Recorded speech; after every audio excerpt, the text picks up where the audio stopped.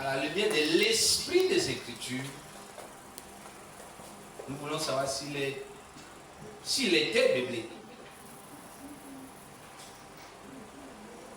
Et si nous sommes encore sur la bonne voie ou si nous sommes sur la mauvaise voie aujourd'hui. Alléluia.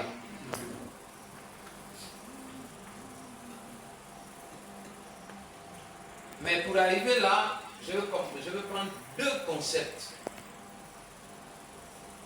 Il faut qu'on discute d'abord autour de ça. Le mot sentiment et le mot aimer.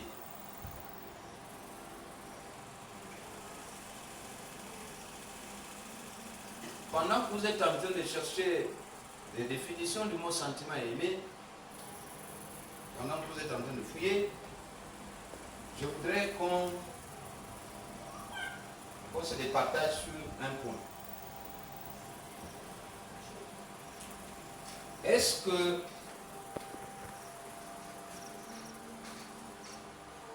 vous êtes d'accord avec la phrase qui dit les goûts et les couleurs ne se ressemblent? Est-ce qu'on est d'accord? On est d'accord? On dit que ce que toi tu aimes, c'est pas forcément ce que moi je peux aimer. On est d'accord, non? Toi tu aimes manger le pauvre type. Vous le connaissez? Il l'a déjà vu. Toi tu aimes manger le pauvre type. Bon, moi j'aime manger par exemple le mouton. Un exemple. Mais tu ne peux pas m'obliger à manger le pauvre type alors que moi je ne l'aime pas. Est-ce qu'on est d'accord? Est-ce qu'on est d'accord sur ces points-là? Que ce que toi tu aimes, moi je n'aime pas forcément. Mais ce que toi tu refuses, moi peut-être j'accepte. On est d'accord? Revenons sur le mot sentiment.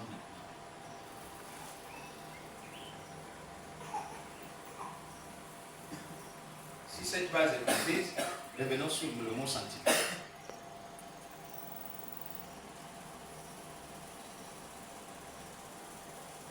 Je reviens pour aider. Je ne veux pas qu'on construise des phrases savantes, non, juste l'idée qu'on a du mot. Je reviens sur ce que je venais de dire. Si toi tu aimes manger la banane, moi j'aime manger la patate, et toi tu n'as pas tort, moi non plus. On est d'accord là? C'est toi qui aimes la banane, c'est moi qui aime la patate, il n'y a pas de souci.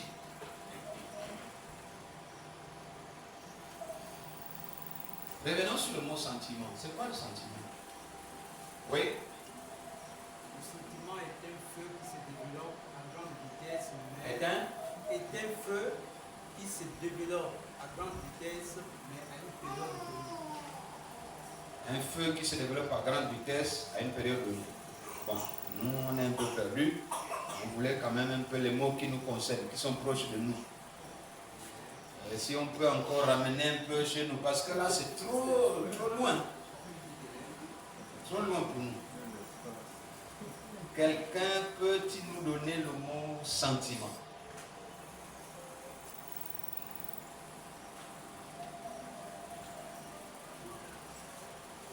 Oui, une autre idée. Oui. Le sentiment, c'est quelque chose qui se développe en nous, mais à une période, à un temps donné. En un temps donné. Quelque chose, la chose là, c'est waouh. On pourrait dire que c'est de l'amour. Hein? C'est de l'amour. C'est de l'amour qui se développe en nous, mais à une courte période. Allons-y avec le mot là. Oui. Je voulais dire que c'est un désir qui amène quelqu'un Vers l'acceptation de quelque chose. On est d'accord là? Je crois que le français là est quand même accessible à tout le monde. C'est un désir qui amène quelqu'un vers l'acceptation de quelque chose. On est d'accord là? Bon.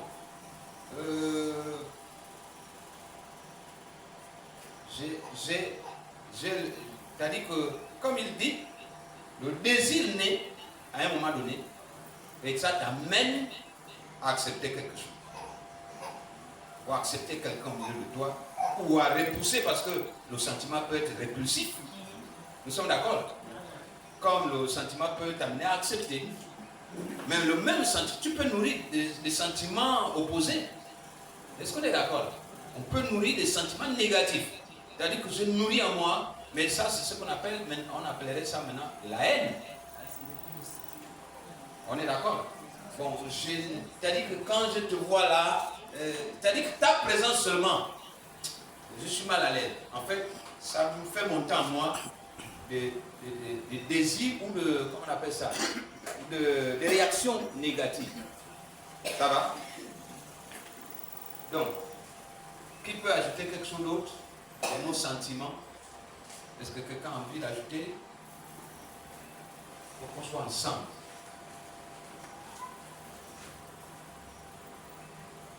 Oui?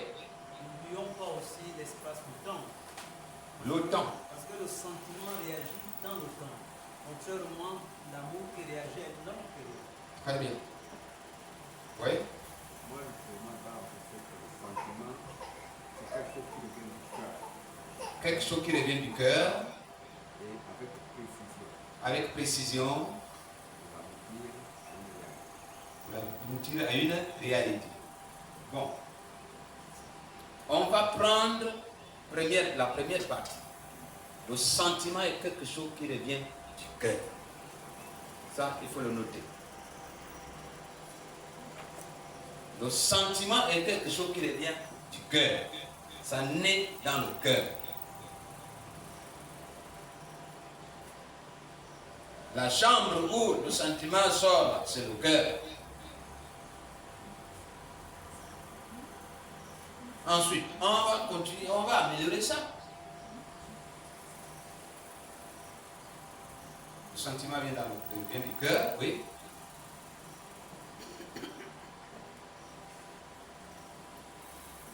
Le sentiment vient du cœur. Oui. Le sentiment, c'est la capacité que nous avons à comprendre des choses, à les connaître sans la raison. En fait, on ne raisonne pas. Bon, c'est pour rejoindre un peu ce que Paroïde dit, ça vient du cœur. On ne raisonne pas, on ressent les choses telles qu'on les ressent. Ça ne vient pas de la tête. Il n'y a pas de raisonnement. Ça vient du cœur, nous sommes d'accord? Pas de raisonnement. Est-ce qu'on peut encore ajouter quelque chose après ça? Le sentiment, quelque chose qui vient du cœur, donc qui ne laisse pas la place au raisonnement. T'attire vers quelque chose. Et qui nous conduit vers l'acceptation de quelque chose ou le rejet de quelque chose. D'accord? On accepte ou on rejette. Ça va? Est-ce que la question la plus fondamentale, c'est celle que je pose? Oui? Bon, au niveau de l'acceptation, là on réfléchit. Hmm. Ensuite, à l'acceptation, au niveau du refoulement. Quand on refuse quelque chose, on réfléchit. Mais quand on est dans la position d'accepter, on est amené vers quelque chose de fois sans savoir pourquoi on y va. Je peux haïr quelqu'un sans savoir pourquoi je le hais. Vrai ou faux? D'accord? Je crois que j'ai répondu. On peut haïr quelqu'un sans savoir pourquoi. Dès qu'il arrive là, il a dit que sa présence là, non. Je ne sais pas si vous comprenez ça. Il y a quelque chose. Qui vous amène à y être. Voilà. Mais il y a toujours aussi quelque chose qui vous attire vers quelqu'un. On est quitte. D'accord? Il y a toujours quelque chose qui vous attire, il y a toujours quelque chose qui vous repousse. Mais la chose qui vous attire, parfois, vous ne la maîtrisez pas. La chose qui vous repousse, parfois, vous ne la maîtrisez pas non plus. On est d'accord? La question fondamentale pour commencer mon enseignement est celle-ci. Est-ce que on peut imposer imposer un sentiment à quelqu'un. À ce niveau, non. Je voudrais que chacun dise une chose, sinon vous n'allez pas comprendre l'enseignement. À ce niveau, non. Est-ce qu'on peut imposer un sentiment à quelqu'un? Non. Pourquoi pas? Le sentiment est personnel. Comment? Le sentiment est personnel. Le sentiment est personnel. Première question fondamentale. Tout ce que tu as laissé avant, tu peux même aller. Nous commençons par rien. Deuxième question. Est-ce que l'amour est un sentiment?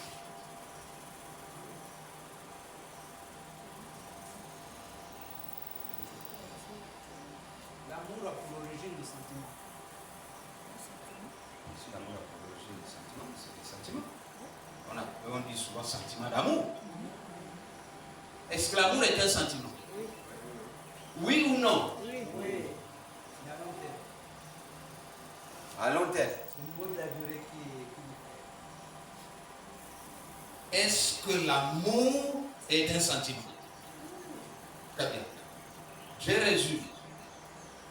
On a dit, premièrement, qu'on ne peut pas imposer un sentiment à quelqu'un. N'est-ce pas? Deuxièmement, on a dit l'amour est un sentiment. Est-ce que tout le monde est d'accord là-dessus? Parce que si on n'est pas d'accord là, le message que je vais développer là tout à l'heure, vous n'allez pas le comprendre.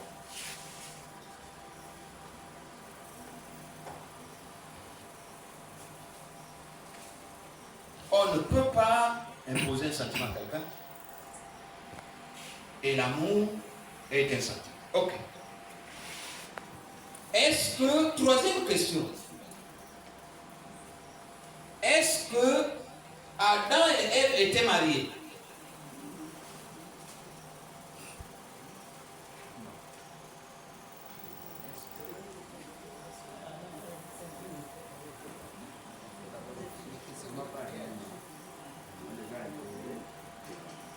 Est-ce que Adam et Ève étaient mariés? Vous ne lisez pas la Bible. Donc Dieu a toléré comme ça. Ils étaient mariés. Sinon, tout ce que Dieu a dit que vous êtes plus. Ils étaient mariés. Signifie qu'ils étaient mariés. Est-ce qu'on est d'accord là? Adam et Ève étaient mariés. Vous n'allez pas me dire le contraire là. Sauf si on ne lit pas la même Bible. Adam et Ève étaient mariés. Vous n'allez pas dire que Dieu les avait laissés comme ça. Le maire, c'était qui? C'est Dieu lui-même. C'est Dieu lui-même. Le parent, c'était qui? C'est Dieu. Dieu est tout. Dieu est tout pour toi, pour moi. Il est le maire, il est le père, il est le frère, il est l'oncle, il est je ne sais pas quoi, la mère. On est d'accord? Bien. Lisons Ephésiens 5, 25.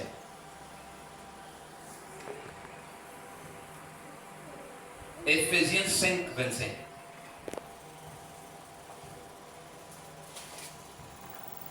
Il faut partir d'ici content avec ce message. Lisons Ephésiens 5, 25. Rapidement, s'il vous plaît. Un lecteur là.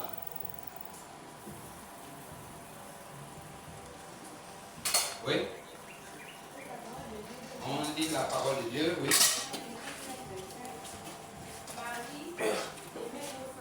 Marie, aimez vos femmes. Comme Christ a aimé l'Église. Et s'est livré lui-même pour elle. On peut s'asseoir. Est-ce que quelqu'un voit déjà le danger de ces versets?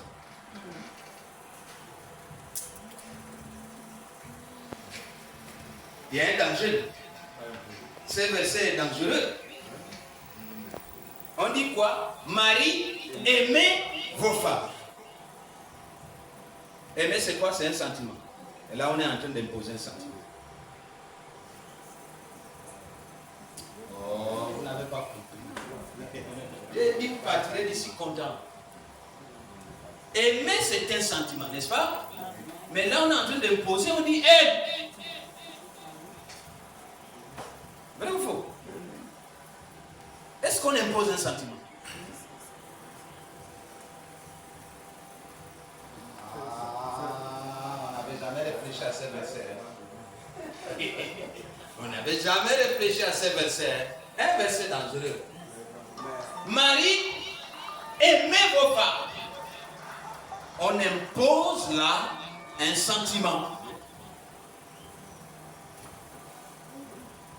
Là, c'est la lettre. Voyons maintenant l'esprit. Parce que la lettre tue, l'esprit vivifie. Marie, aimez vos femmes. Est-ce que Adam avait aimé Ève? Non.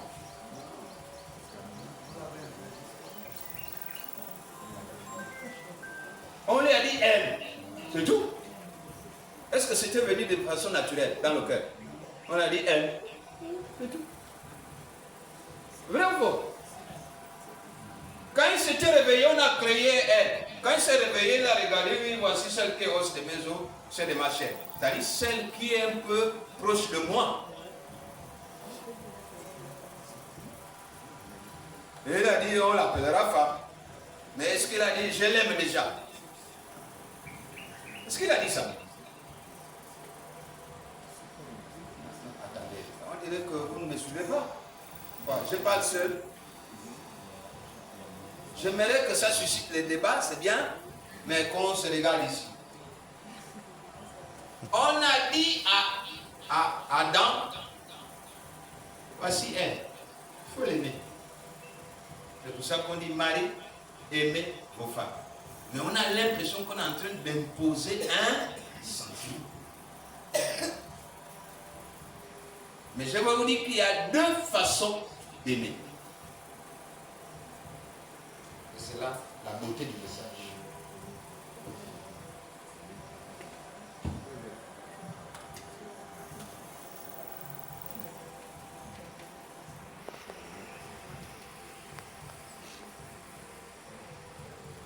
On aime de deux manières différentes. On aime de deux manières différentes. On aime avec le cœur, mais on aime aussi avec la tête.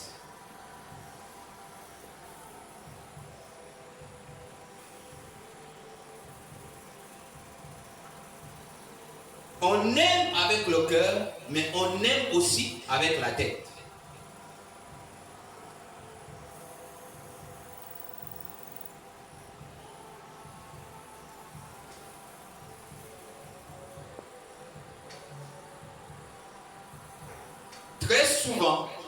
Très souvent,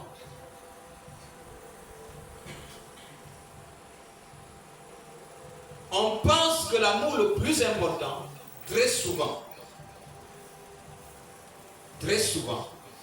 on pense que l'amour le plus important, c'est celui. On pense que l'amour le plus important, c'est celui avec le cœur.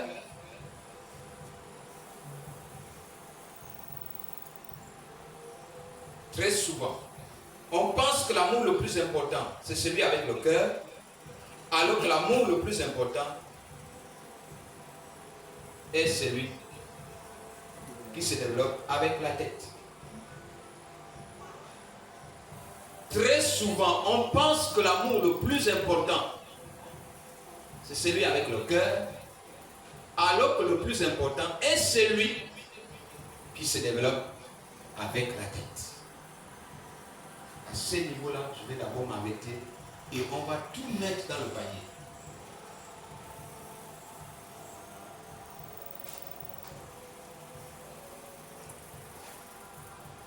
Très souvent, on pense que l'amour qui est important, c'est celui qui vient du cœur, alors qu'en réalité, celui qui est important, c'est celui qui vient de la tête.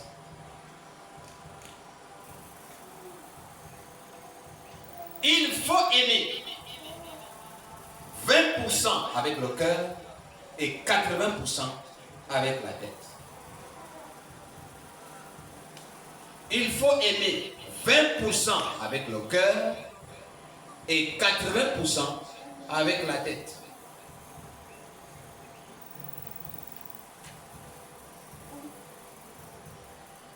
Ceux qui ne sont pas venus là, c'est leur faute. Il faut aimer 20% avec le cœur et 80% avec la tête. Arrêtons-nous d'abord un peu. Les gens ont l'impression que l'amour le plus important, c'est celui qui vient du cœur. Est-ce que c'est dans le cœur que Adam a aimé Ève? Dans la tête. C'est pour ça que je vous ai dit au début, cherchons d'abord à comprendre. Est-ce que le mariage qui se faisait dans la tradition a une place biblique?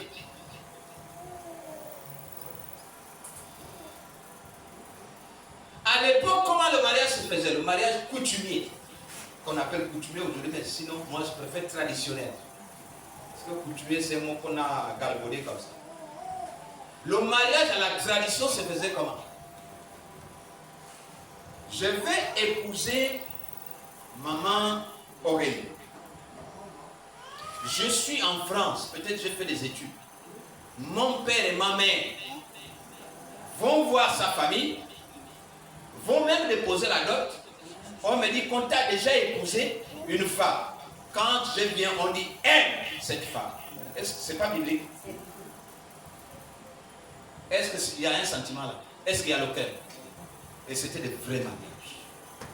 Le mariage de Dieu n'est pas un mariage avec le sentiment. Et donc l'homme noir était avec Dieu. Alléluia. Le mariage de Dieu n'est pas un mariage avec les sentiments. Parce que ça sent et ça ment. Hein? Le mariage de Dieu n'est pas un mariage avec les sentiments. Le mariage de Dieu, c'est un mariage avec la tête. On aime avec le cœur à 20% et on aime avec la tête à 80%. 20% c'est le cœur, 80% c'est la tête. Qu'est-ce que ça veut dire? Je reviens. Lorsque nous étions dans la tradition, on pouvait me prendre une femme, je ne suis pas là, je ne l'ai jamais vue. Vrai ou faux? On pouvait me prendre une femme, je ne suis pas là, je ne l'ai jamais vue. Mais à la fin, on me dit quoi? Aime cette femme, parce que nous connaissons sa maison, nous connaissons sa famille. Vrai ou faux? Mais la Bible dit quoi? Aimez vos femmes. C'est un ordre qu'on donne. Et tes parents aussi te donnent l'ordre. Aime cette femme. Vrai ou faux? C'était ça la coutume. C'était ça la tradition. Mais c'était biblique. C'est pour vous démontrer une fois de plus que la Bible, ce n'est pas pour les Blancs. La Bible, c'est pour nous. C'est beaucoup de traditions africaines qui sont dans la Bible. C'était biblique. Qu'il y ait le cœur ou pas, on s'en fout de ton cœur. On te dit que nous, on a aimé la famille, là, tu dois aimer cette femme. Et puis, à cause des familles qui sont déjà soudées, tu as peur de déshonorer la tienne. Et on faisait des mariages comme ça. Et c'est des mariages qui allaient jusqu'à la mort. Amen. Et parfois, il n'y avait pas de problème. Dès lors que, bon, les deux familles se sont entendues, les enfants s'arrangeaient à ce qu'il n'y ait pas de problème pour ne pas décevoir les familles. Adam et Ève ont tout fait pour ne pas décevoir leurs parents. C'était Dieu.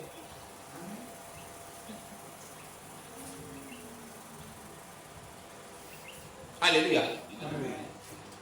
On aime à 20% avec le cœur on aime à 80% avec la tête. Ça veut dire quoi? Ça veut dire tout simplement que l'amour se manifeste de deux façons. Ou bien c'est le sentiment qui naît. Et puis on est attiré par quelqu'un, mais c'est pour un petit temps. C'est pour ça que je suis d'accord que c'est pour un temps. C'est ce qu'on appelait, nous, quand on était petits, les flashs. Vrai ou faux? C'est un flash. Coup de foudre. Oh, voilà, coup de foudre, c'est-à-dire qu'il y a un tonnerre qui est tombé. Alléluia. Mais après, ça passe. Et quand c'est passé, on fait quoi? On vient dans la tête, on dit, je dois l'aimer. Est-ce que vous comprenez? Là, c'est maintenant la tête. On dit, il faut que je l'aime. Il faut que je trouve un moyen de l'aimer. Il faut que je trouve toujours un moyen de rester connecté avec elle. C'est ça, l'amour. L'amour, ce n'est pas le sentiment, petit ça. Le sentiment là, c'est pour un petit temps. Le flash terminé, c'est parti. Il ne faut pas aller imaginer des choses que vous voyez dans les films. La réalité, c'est ce que je vous dis. Ce n'est pas les trucs que vous voyez dans les films. Non, nous ne sommes pas dans les films. Nous ne sommes pas dans les films. Les films américains, les One Pop, ou les... comment? Novelas. Nous ne sommes pas novelas ici. Nous sommes dans la réalité. Je vous fais ce message pour faire un déclic dans vos têtes. C'est-à-dire le message ne va pas s'achever ici. Parce que vous devez continuer à discuter vous-même dans la tête, à voir les réalités. Alléluia. Le mariage, plutôt l'amour que vous entendez là, c'est seulement 20%. Pas quelque chose m'attire, va frapper mon œil ou mon cœur. Allez, je suis attiré. Et puis à un moment donné, je ne suis plus. C'est-à-dire le coup de foudre, comme elle a dit, c'est passé, ça fait l'éclair, c'est passé, ça n'a même pas emporté les maisons. Alléluia. C'est passé. Mais après, on se dit quoi? On se dit, je vais l'épouser, mais je ne ressens plus la même chose que j'ai ressenti le premier jour. Vrai ou faux? Vrai. Mais je vais quand même l'épouser, je vais rester avec elle. Qu'est-ce qui me permet de rester avec elle? C'est ma tête. Le vrai amour se passe dans la tête et non dans le cœur.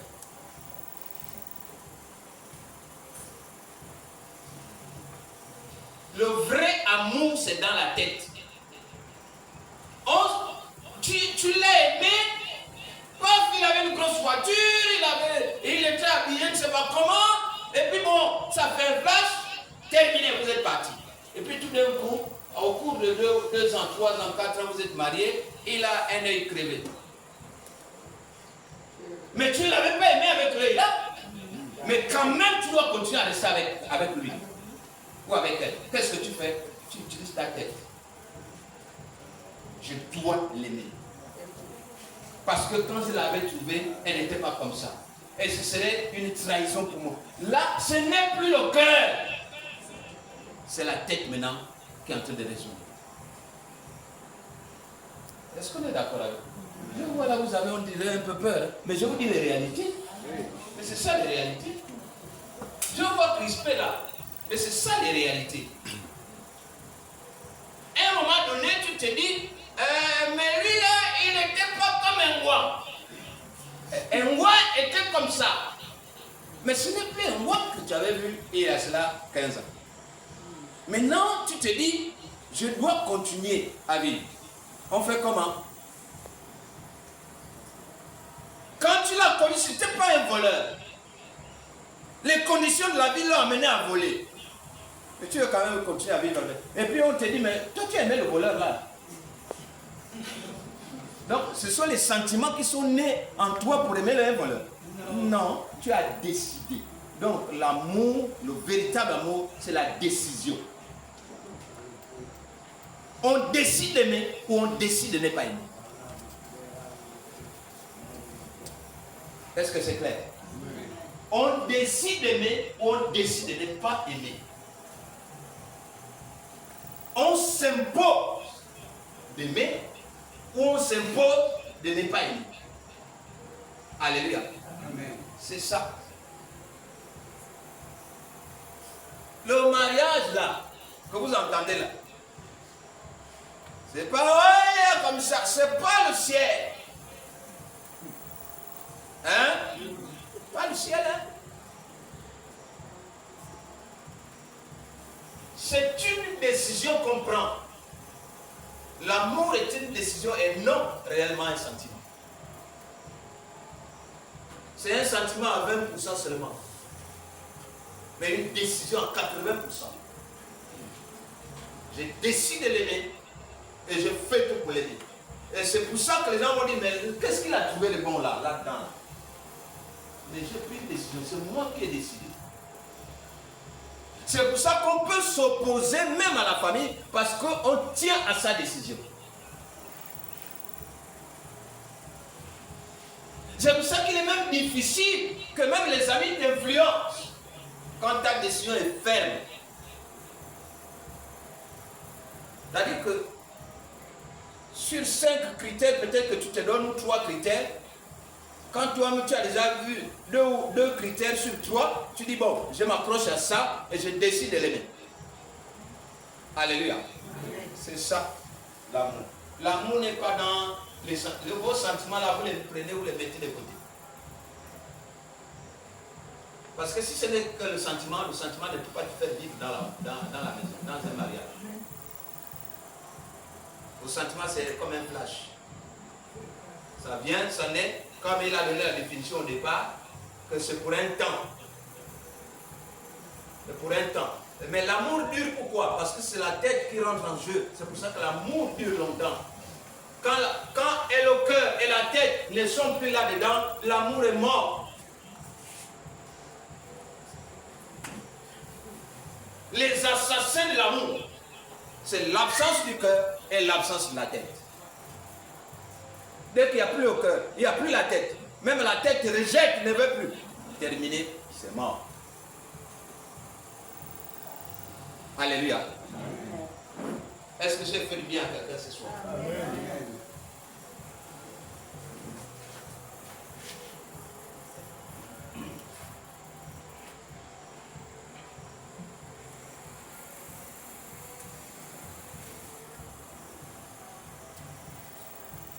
L'amour du cœur est un sentiment, mais l'amour de la tête est une décision.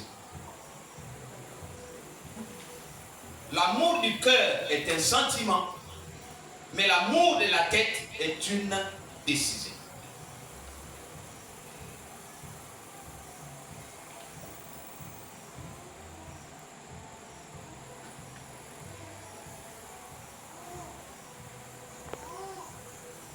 Lorsque la Bible vous dit d'aimer, est-ce un ordre à créer un sentiment ou un ordre à prendre une décision? Lorsque la Bible vous dit d'aimer, c'est un ordre. Mais cet ordre-là, c'est pour aller créer un sentiment ou bien c'est pour aller créer une décision? C'est pour créer une décision. Quand on te donne un ordre, tu prends une décision. Ou tu acceptes l'ordre, ou tu refuses l'ordre. Mais quand on te donne un ordre, ce n'est pas pour que ça crée en toi un sentiment. Quand la Bible vous dit d'aimer, ce n'est pas pour créer un sentiment, mais c'est pour créer quoi? Une décision. Donc l'amour au sens de Dieu lui-même, c'est une décision et non un sentiment.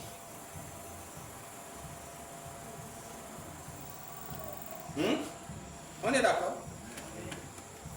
Papa Jean-Louis a envie d'ajouter quelque chose.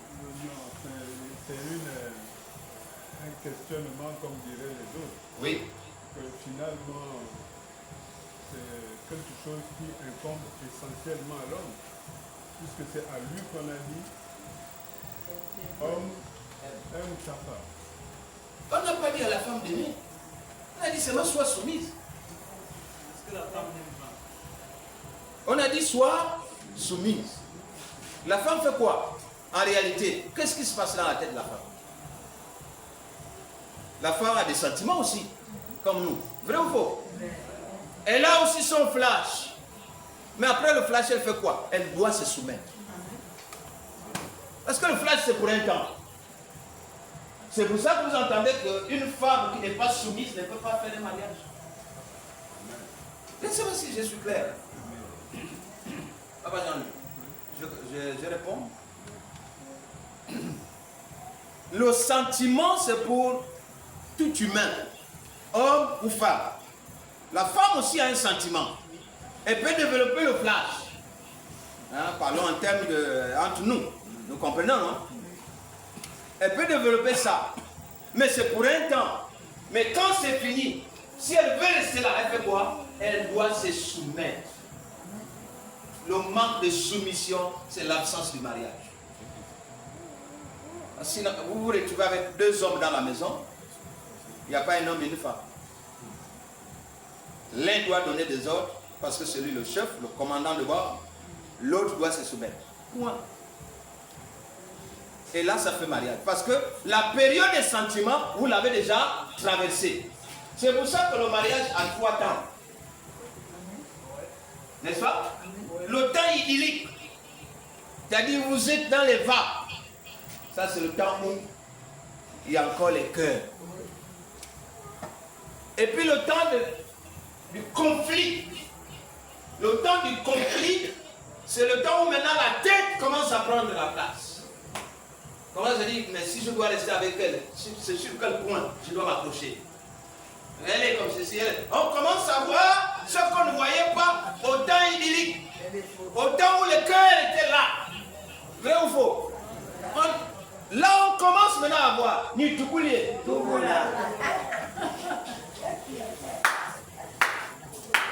On commence à voir ce qu'on ne voyait pas. Là, c'est la tête qui commence à rentrer en jeu. Alléluia. Le temps de sentiment là, c'est terminé. Elle, chez elle, c'est fini. Chez toi, c'est fini. Et là, c'est la guerre. Et puis le troisième temps, c'est le temps où, comme on a supporté au temps de la guerre, on n'a pas pu se séparer, on ne voit plus ce qui va nous séparer. Et là, on commence à régler nos problèmes ensemble. On commence mutuellement à prendre des décisions ensemble. On commence, et là, c'est la paix. Ce sont les 3 temps du mariage. Et il y a le cœur qui fait 20%. D'ailleurs, ça ne dure pas très longtemps. Bravo. Ça, c'est le cœur. Mais le reste du temps, donc les 80% que j'ai dit là, c'est le reste de la vie, c'est la tête. Alléluia. C'est ça le mariage. Et c'est ça l'amour. Je voulais vous faire comprendre une seule chose ce soir. Que le mariage traditionnel, c'est le mariage biblique. Pas ce qu'on fait aujourd'hui là, on demande des millions et des milliards là pour rien. Mais le mariage que nos parents pratiquaient, c'est-à-dire que tu n'es pas là, on prend une femme, on dit c'est pour toi. Papa, quand mon fils reviendra de l'étranger, sa femme est déjà là. Parfois on prend même déjà l'enfant, d'autrui, on met déjà dans sa propre maison pour que quelqu'un d'autre ne prenne tout. On est d'accord? Et puis à un moment donné, l'enfant arrive, on lui dit, l'enfant vient trouver une personne étrangère dans la maison. C'est qui? C'est ta femme. On commence comme ça. On dit, tu dois l'aimer. Mourondier. Hein? Tu dois l'aimer. Mais la Bible dit quoi? Aime ta femme. Donc on impose. Les parents étaient dans la vision de Dieu. Aime. Et tu es obligé de te ranger là et de faire, en fait, de t'accorder avec les parents, de faire le vœu des parents. Bien aimé, je crois que j'ai donné l'essentiel.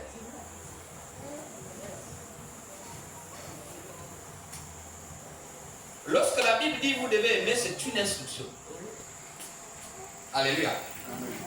On ne vous demande pas les ressentis que vous avez envers une tierce personne. On ne demande pas ce que vous ressentez là. Non, on dit aime. On s'en fout de ce que toi tu ressens. C'est ça aussi que quelqu'un comprend. On s'en fout. Et Dieu s'en fout de ce que toi tu ressens. Dieu s'était foutu de ce qu'Adam ressentait. Il a seulement dit, voici aime. Et aussi quand elle voit, quand la crée là, elle regarde, c'est Adam qui était Adam qui était couché. Elle dit, soumets-toi. Soumets-toi. Tu as compris? Oui, soumets-toi. Ne sois pas orgueilleuse. Hein? Soumets-toi. C'est lui. Qu'on descende. C'est lui. Il n'y a pas un autre. À moins d'aller épouser les moutons. Tu as vu, je n'ai créé que les moutons, les cabris, les hippopotames. Mais il est le seul là. Aime, soumets-toi. Alléluia. C'est comme ça. Rentre ce soir et retiens ceci. L'amour n'est pas un sentiment. C'est une décision. On décide d'aimer ou on décide de ne pas aimer. Alléluia. L'amour n'est pas un sentiment, c'est une décision. Sentiment, c'est 20% seulement. C'est-à-dire que c'est dans les premiers jours. Là, vous êtes ensemble, là, vous passez les journées, vous ne savez même pas pourquoi vous êtes ensemble. Vous rêvez, vous riez. Mais à un moment donné, on ne rit plus. On est devenu moutou. On rit. On commence à faire les calculs. Mais ce n'est pas parce qu'on ne rit plus. Ce n'est pas parce qu'on commence à faire les calculs qu'on ne peut pas vivre ensemble. Non. Il suffit seulement de décider. C'est pour ça que vous verrez que certains, je vais certainement boucler par là,